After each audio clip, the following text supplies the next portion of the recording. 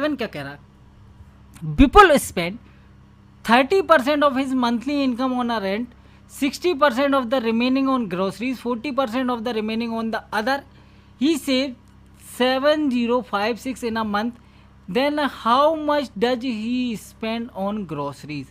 विपुल अपनी मासिक आय का 30% किराए पर, शेष का 60% किराने के सामान पर और शेष का 40% अन्य पर खर्च करता है। यदि वह एक महीने में 7056 बचाता है तो वह किराने के सामान पर कितना खर्च करता है, हमें ये बताना है किराने के सामान पर कितना खर्च करता है। देखो समझते हैं, 30% of monthly income on rent, rent पे खर्च कर देता है, 60% of the remaining, 40% of the remaining, और ये सेव कर रहा है, मतलब सक्सेसिव लग रहा है, सीधी सीधी बात है। आप बोलो हाँ सर बिल्कुल सीधी सी बात है,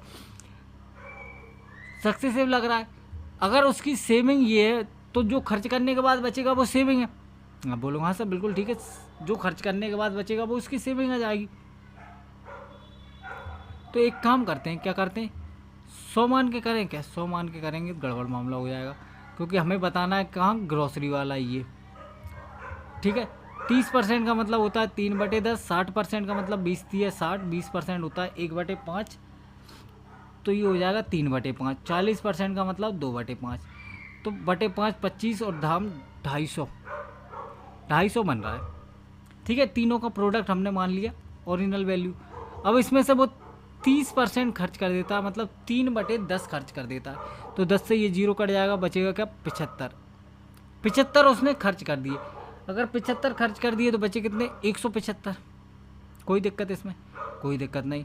उसके बाद क्या कर रहा है 3/5 खर्च कर रहा है, 3/5 निकालेंगे, इसका कितना आ जाएगा, 5 से 5 दिया 15, 5 25, 35 दिया 105, 105 रुपये और खर्च कर दे रहा है, 105 खर्च कर दे रहा है, बचेंगे 70, 70 का 2/5 और खर्च कर दे रहा है। अगर 70 का 2/5 निकालें हम तो क्या आ जाएगा, 5 से ये कट जाएगा, 14 पंजे 70, 14 दूनी 28 रुपये और खर्च कर दिए।